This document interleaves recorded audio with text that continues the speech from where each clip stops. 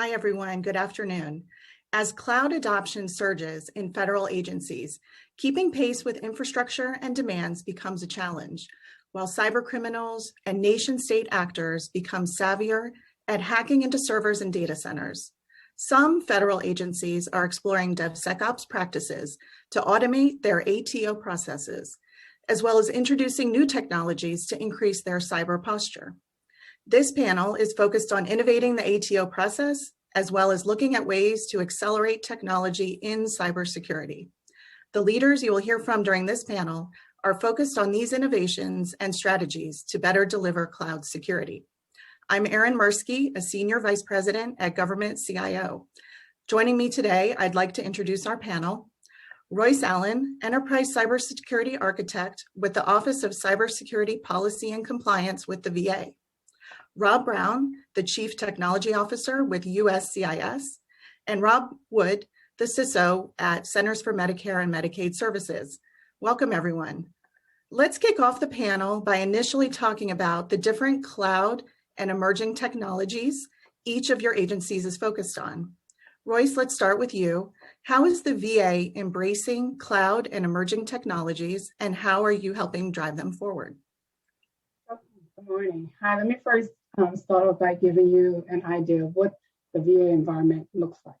The VA right now is equal to a size of a Fortune 10 size agency. We serve 22 million veterans.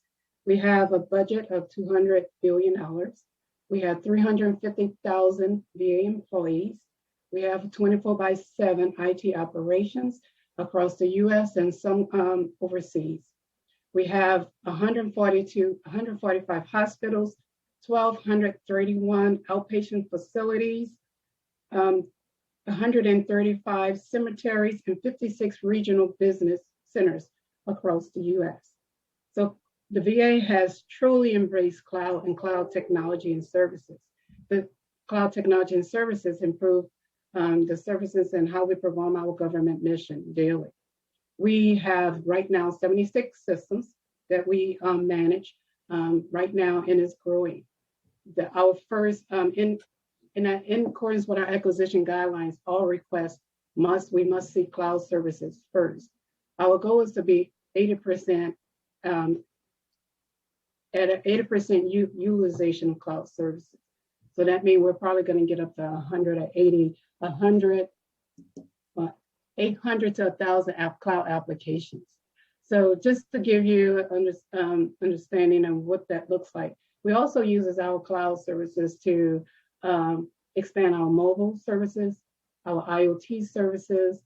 We're using it as we begin developing and finalizing our Devsecops architecture so that we can do artificial intelligence and machine learning so that we can solve some of those hard problems to support our veterans. We're also using machine learning for our cybersecurity program to increase our visibility and the protections of our VA network. Rob Wood, being newer to CMS, how are you seeing CMS embracing these new technologies around cloud and driving them forward? Aggressively, I would say. So we are moving a lot of existing systems to cloud infrastructure, so infrastructure as a service providers, and trying to take a much more intentional stance on software as a service sort of platforms, and all with the intended effect of offsetting the O&M costs of maintaining a bunch of software running everywhere, having to be responsible for racking and stacking servers or paying somebody else to do that. And I think the most attractive thing for me and security about all of this is the fact that the more and more we transition this way, the more programmatic everything gets about the way we interface with our systems, the way we audit our systems, the way we onboard new things or new people or new resources, new data, et cetera. Everything, the interconnection capabilities or opportunities become much more attractive and expansive in a cloud first sort of enterprise. So we are moving as fast as we can, and we are exploring the means to do lighter weight authorizations of software as a service oriented systems. There's a lot of things that people use that are not subject to FedRAMP, and FedRAMP is great in so many ways. It sort of offsets the risk of getting ATOs, making sure that you're subject to NIST compliance, all of that stuff. But there's a lot of tools out there that are not, do not have their FedRAMP status in place and are far away from getting it, but are still in use in some places, across the federal government in general. And so, even Zoom, I don't think got it until somewhat recently, and that was like, the new hot sauce come pandemic. So, Sure. What I like about the way that you describe it is how it's become part of the culture, which I think is a really important piece of that adoption. Rob Brown, from the USCIS perspective, I'm sure you're seeing some similarities there. Would you give us your perspective on it? Sure, I'm happy to.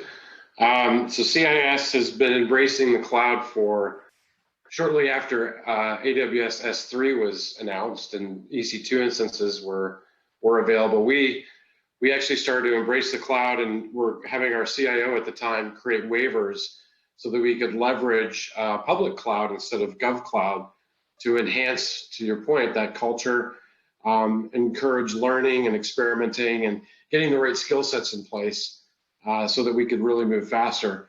We currently have about 90% of our workload is already in the cloud, and whittling down that final 10%. As it relates to sort of emerging tech, couldn't agree more. It's the FedRAMP stuff for a lot of this new tech is, that process is slow and cumbersome. It costs a lot of money for a lot of these folks that are just trying to break into this market and really even have some sort of government customers. So we do spend some time with some of these groups, some of these industry partners.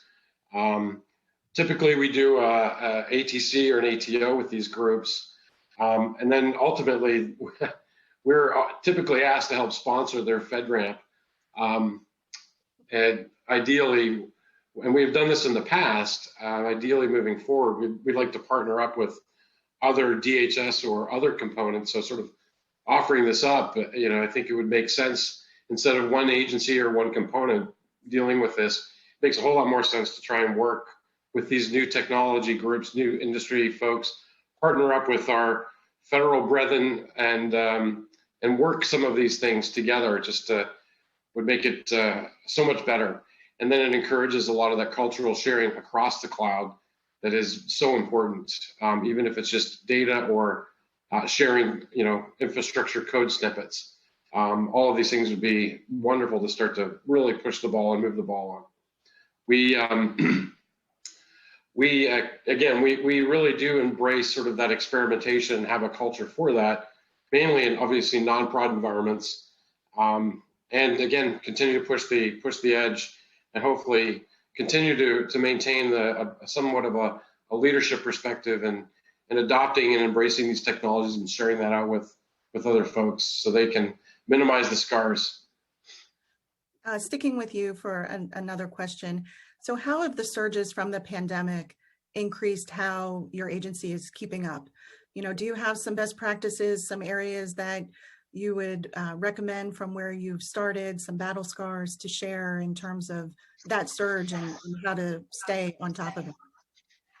Yeah, we just to help level set, sort of provide you the perspective of the pandemic. So USCIS is a fee-funded organization. It's not appropriated money, and so we had ended up having some pretty significant budget constraints. The whole do more with less, starting to look at prioritizations, focusing and working with the business to make some really tough decisions.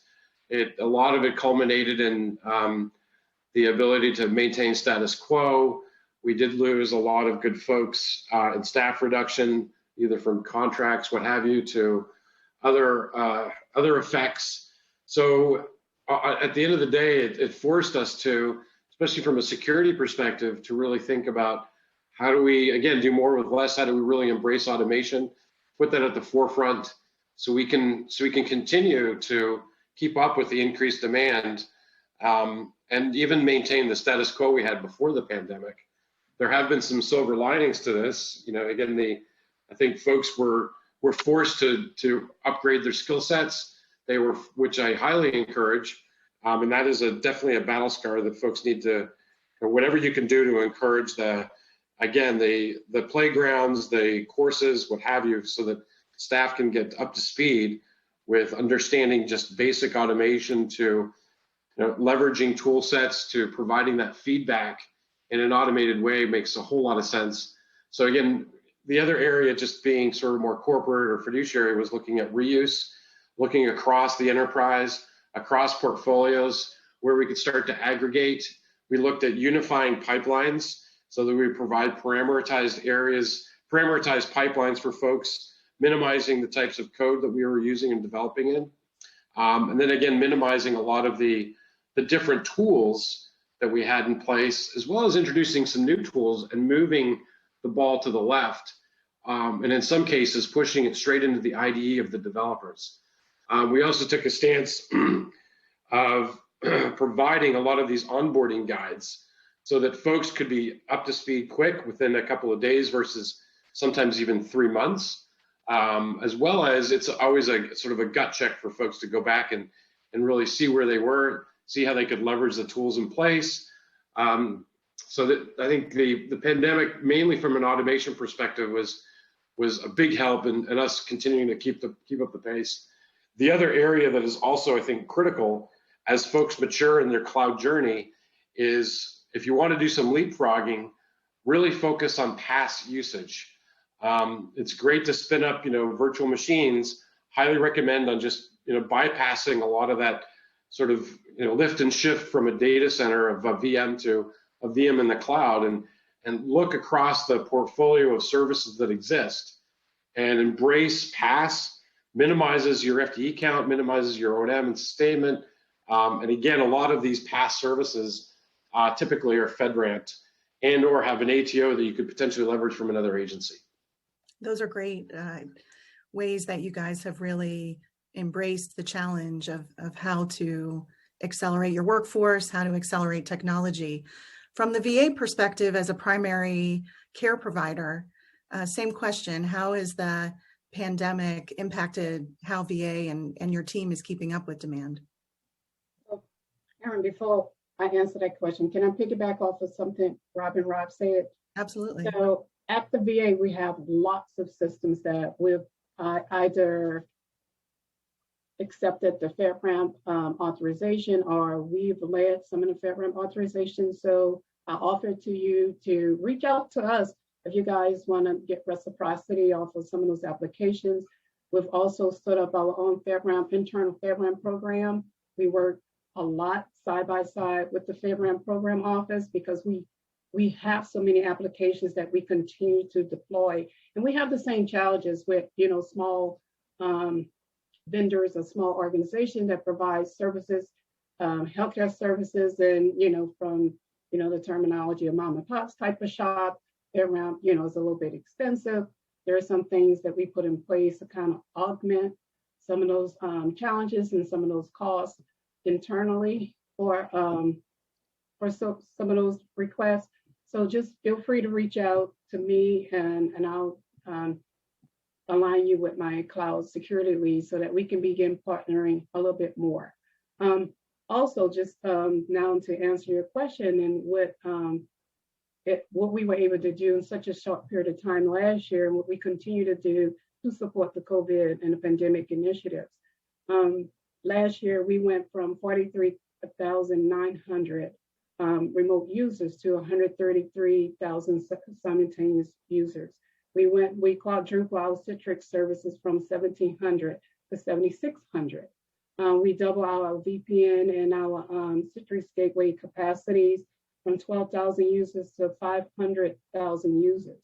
And also, we went from 16,000 to 150,000 CAG users and over 60,000 unique connections. And totaling 135 telework unique connections to date. And that was all done in 60 to 90 days. And we had to do a huge surge because we are a huge healthcare organization. And we really didn't want any services to be degraded as it relates to our veterans. But also because we are a global organization, we were kind of already stabilizing and staging ourselves to prepare to scale in the way that we did scale. But we also took fully advantage of DHS telework policy.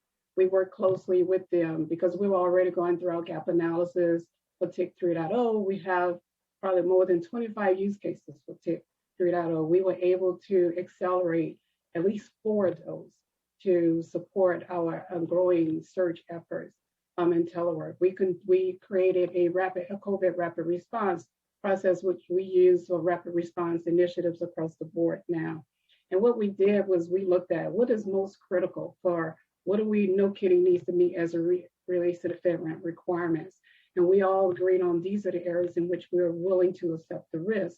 And those were the requirements that we laid out for our rapid control processes. So, excuse me. So those are some of the type of things that we did at VA.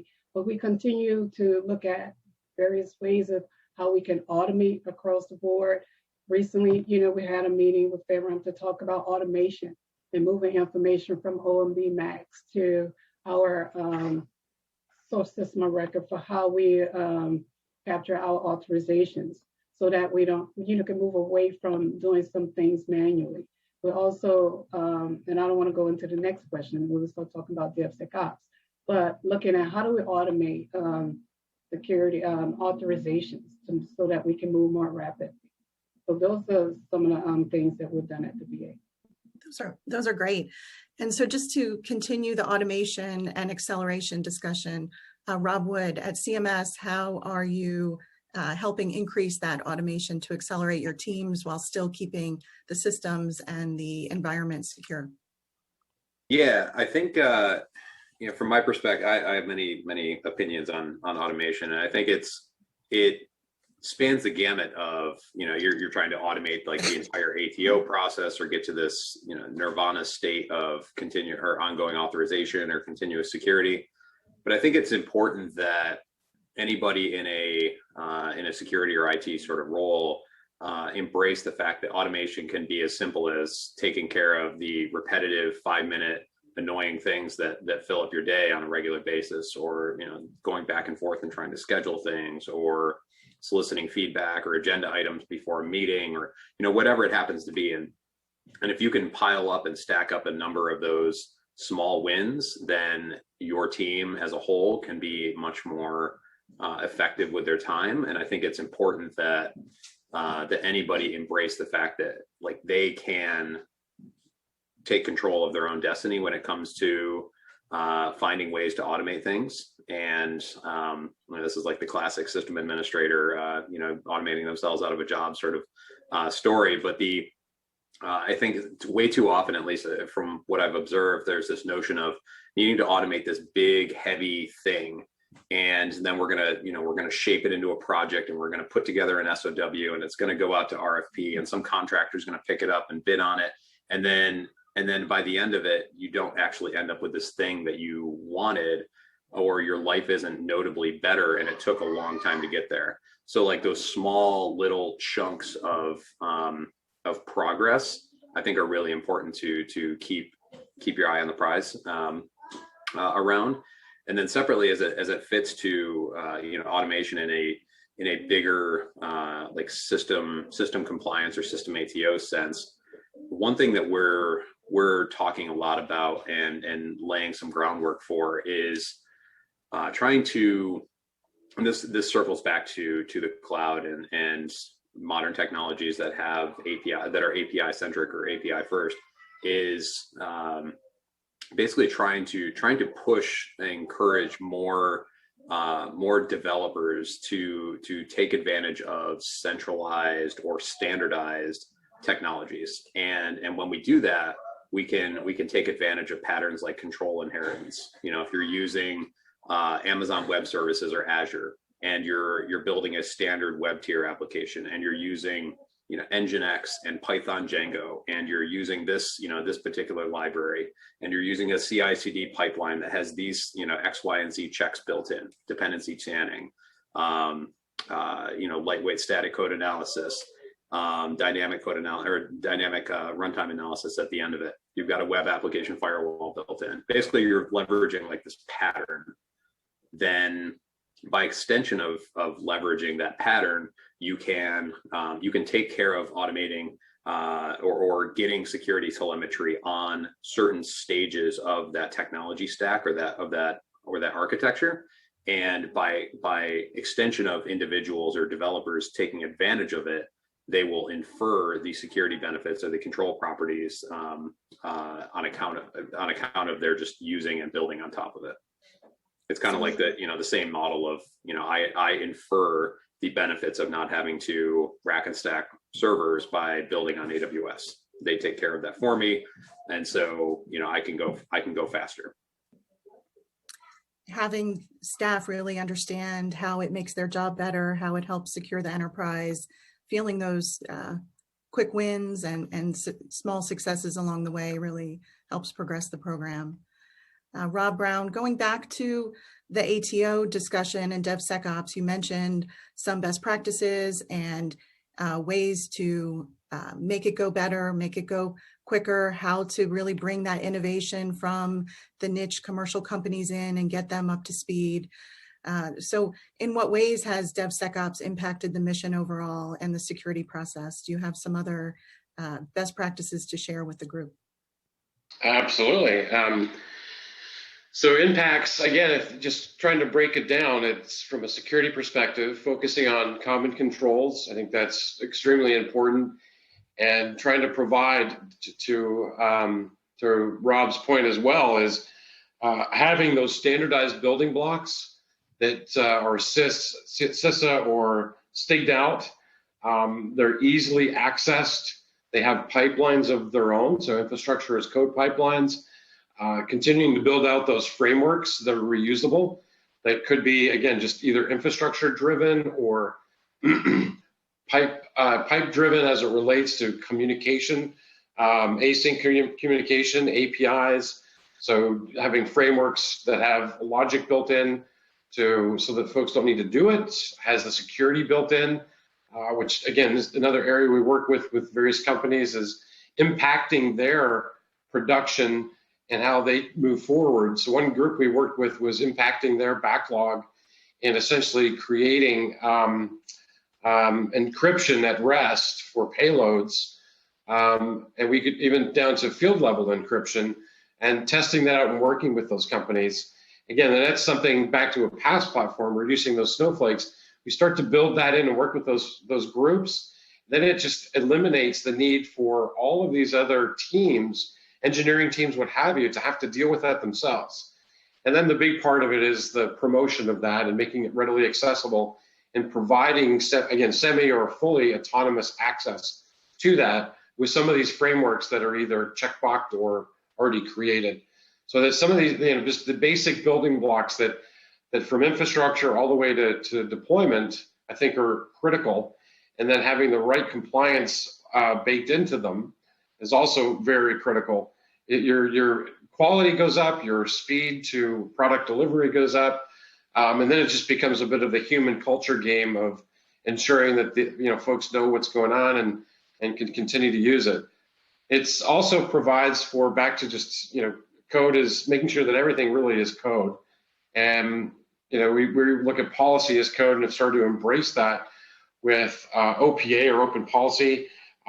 Using operators as it relates to doing deployments or even specific other sort of patterns that we can use in some of our Kubernetes deployment endpoints and clusters. All of these things are just examples of really trying to break it down to those core building blocks that help you get from ideation to sustainment and good quality, fast delivery.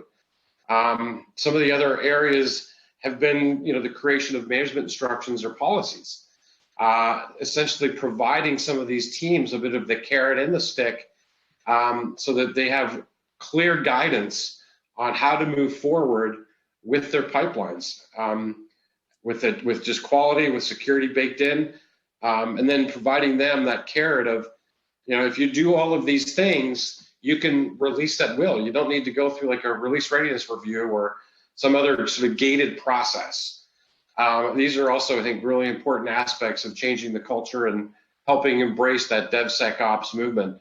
Other areas, again, are just highlighting and providing as much feedback as possible so that ISOs, even down to the developers or even the product owners, can really see what's going on and aggregating that. These are some areas where we're trying to apply some AI and ML, some RPA work. These are sort of the mundane tasks, some of the mundane tasks of just aggregating data so that it can be, the good information radiator or good feedback for all the stakeholders that are delivering that product. And again, I just can't say enough of just putting security into the hands and the responsibility to the folks that are doing the building. That's so important, and giving them again that capability, the tool set, so it's not a security engineer that has to come in at some point and do a tenable scan or a twist lock scan or whatever. So open up those APIs, making sure that they're readily available for developers just to bake them straight in. Again, putting it in their IDE would be great, and they know before they even do a pull request that something's going to break. So these are all little bits and pieces. The VA has been on a DevSecOps transformation, and I'm sure that you're feeling the benefits of that. Could you share how DevSecOps is impacting the ATO process at VA, Royce? So at the VA, we're still in our very early stages of planning. So last year, my team began looking at what that meant to us. So we adapted, and we met with a lot of folks who were doing like ATO in the day at NGA. We've been working side by side with the Air Force and DoD because we have a lot of growing initiatives. One is our electronic records management effort, and then we have a lot of others that are ongoing. So we felt it was important that we brought synergy between what the DoD is doing and what we're doing. So coming from NSA, where we were already operating in the cloud and doing DevSecOps, I was able to bring some lessons learned with me, and then also being the chief of the analytic development team and then compliance. We were automating compliance and security at NSA, and I think that's critical, privacy. But doing that, there's some steps along the way and a lot of planning that needs to happen, like understanding your data, tagging your data, characterizing your data, cataloging it, but also building that environment, that platform that's going to allow us to do seamless integration. At the VA, having 3 administrations up underneath headquarters, so like having your 3 other agencies. So sure. They have their own DevSecOps environments. Last year, when we take on new technology and enterprise security architecture, we kind of lead several working groups where we bring in a lot of the critical stakeholders and the people who have a huge role in those technology areas. So we set up a working group, a DevSecOps security working group, where we brought in all the developers to talk about, to understand what they were doing in their environment, what processes they were using. We continue to meet with a lot of vendors, because a lot of the vendors now, including continuous authorization type of methodology within our applications. So we've been meeting with a lot of them. It was a lot of applications and tools, but we're trying to manage that also, because when you're selecting 20 or 30 different applications and they're all SaaS, and I think we talked about it earlier, they're required to be FedRAMP. Sure. I love how we have the Intel side and the civilian side and the commercial side coming together to really make the cyber process really robust. We just have another minute left, so I'll let Rob Wood chime in on DevSecOps and the CMS perspective and what you're seeing in the culture and tech environment there. Yeah, totally. So we are also like Rob. It is like we are heavily emphasizing developer tools, and the easier that it can be for a developer to build a thing, to get from time to value, from ideation to production, and cycle through, like make a cycle of production changes, the better. And so that, like, everything that we are doing along the lines of DevSecOps kind of keeps that metric in mind, is how frictionless can you get to a production deploy from, new feature to, major change that would typically trigger this, massive paperwork exercise and, a lot of red tape just hurled in your direction. How can we streamline that? And so we are also putting in place the like in enterprise Kubernetes build out that we are affectionately referring to the Bat Cave, or as the Bat Cave. It has a fun little acronym for it, but as you can see, I'm a big Batman fan. So, but with the idea being that you are building on a platform and inferring all of these things, and if the environment or the sandbox that you're building in is safe, then you will, you can make a lot more. You can basically go crazy as a developer. If you're using safe frameworks, you're building on a safe platform, and you've got real-time data, then you can just start making changes. And like there are going to be certain vulnerability classes that are just not applicable to you on account of that. So I will just say that it's appropriate to end on a superhero reference. You guys are all doing amazing things. I enjoyed the conversation. We hit on cultural items, technical items, skills, policy. So thank you for being what you are and bringing all those different perspectives to the conversation. I appreciate your time today. Thank you so much.